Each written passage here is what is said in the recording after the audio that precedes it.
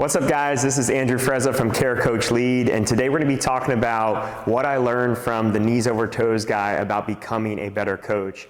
And I'm a huge fan of the knees over toes guy. He's gotten extremely popular over the last few months, was just on Joe Rogan recently. And in our type of setting, a lot of people might overlook what he's bringing to the table if you're in a functional fitness group class setting. But I think there's a lot of application for the principles that he brings to the table, his thought process, especially with one-on-one training and especially with any type of athletic training that you might do. And I think that even though what he teaches might look like it goes against what functional fitness teaches or what CrossFit might teach, I actually think that a lot of what he teaches is very much aligned with it. You just have to be able to see it for what it is and incorporate it. And I want to share with you guys 3 principles today that I think will help bridge that gap so you can see what his teachings are and be able to incorporate it into a functional fitness setting and see how it all makes sense. So the first one I want to talk about is I think that a lot of us as coaches are wrong about what essential range of motion is. And this is something that Knees Over Toes guy shares that and really shines a light on in a big way. And what I mean by that is when we're teaching our athletes, a lot of us teach our athletes to squat, okay? We teach them to lunge. We teach them to deadlift or do a Romanian deadlift. And we're teaching them to do things like keep your knee tracking towards your toe, but not too far past your toe. Or in the case of a lunge, we might teach them to have that knee directly on the heel or on the ankle. When we're doing a deadlift or a Romanian deadlift, we might talk about that back position being so stiff and not moving at all. We don't want any flexion or extension at that spine. And those things are not bad. We do want to strengthen and reinforce strong positions.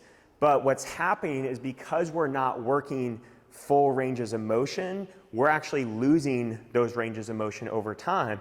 And if you've watched our videos before, you'll see how we incorporate our movement assessment into our assessment of our athletes and making modifications and assigning correctives for athletes. And when you do those movement assessments, you'll find that there's people that can squat pretty decent or might be able to lunge pretty decent that still have limited ankles. They still have limited hip mobility. And we realize that, okay, even though we can do things safely in the gym and be very conservative with them in the gym, if we're not helping them regain function, regain these ranges of motion in these key joints, then they might not be living as long and as healthy as they want to, and they might not be as performing at a high level that they want to if they're an athlete and they're competing on a sport field of any kind. So those essential ranges of motion, Knees Over Toes guy is really reframing that in a big way and showing us that actually what's cool about what he brings to the table is a lot of his exercises also double as assessments. So your ability to do his ATG split squat where you get full hamstring over calf coverage is an exercise, but it also in many ways is an assessment.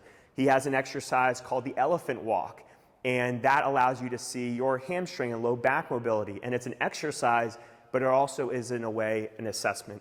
So if we're missing ranges of motion in those key assessments, then those are things that we need to be working towards over time as coaches with our clients and not just working with those foundational lifts all the time and keeping our knees behind our toes.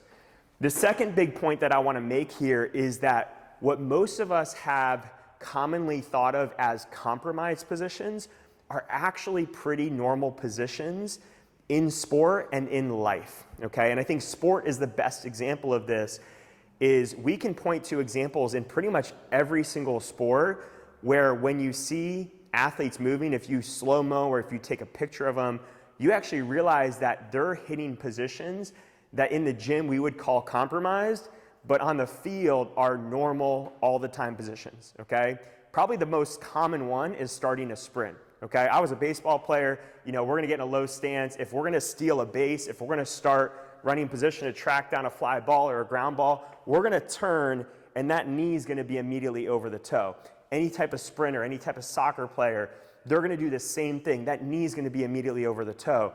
Okay, a lineman that sets up, they're driving from a position where that knee is over that toe each time, okay? These are positions that in the gym, if we were to load them up, people would be like, you're crazy, why are you loading up this position? But on the field, that force is happening with their body weight, maybe pushing against the body weight of someone else, or it's happening at high speed, which means the loads are well in excess of just a natural, normal amount that that person has when they're at a standstill. Even little things like walking backwards, this is something that the knees over toes guy points out, or running backwards, which is gonna happen in a lot of sports. That has to happen with the knee happening over the toe. And if we don't train those positions, if we don't develop those muscles, then we're gonna be weak there and we're gonna be susceptible. If we don't train them under control in a more progressive setting, then how do we expect to be able to withstand those high forces when it happens at high speed in the middle of the game, or in life when we don't expect it, when we're chasing our kids, or when something happens in life and we immediately turn it on?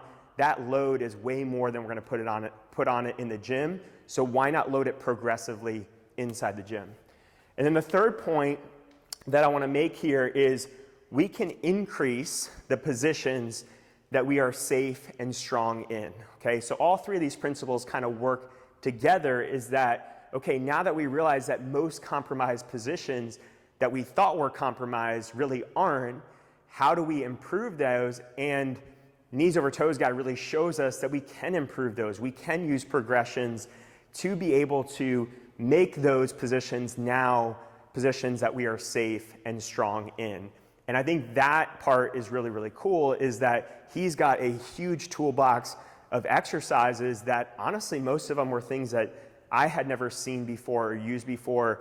Things like tibialis raises, things like FHL calf raises, ATG split squats, Nordics and reverse Nordics. And all of these exercises are really cool ways that we can, in a very safe way, load up positions that we're not used to being in and slowly progress them and never have to work through pain, but get to the point that our range of motion is a lot better, we're stronger in these positions, and then eventually if those positions show up on the field or in our lives, we're ready to withstand them. And not just ready to withstand them from the sense that we can prevent injury, but if you're an athlete, you're actually going to be powerful and strong in those positions, and you're going to be able to excel when those positions show up on the field. So hopefully this gives you guys a good framework to take what he's teaching and bring it into the functional fitness setting and be able to apply it with your clients today. If you guys have any questions or comments, please leave them below, and thanks for watching.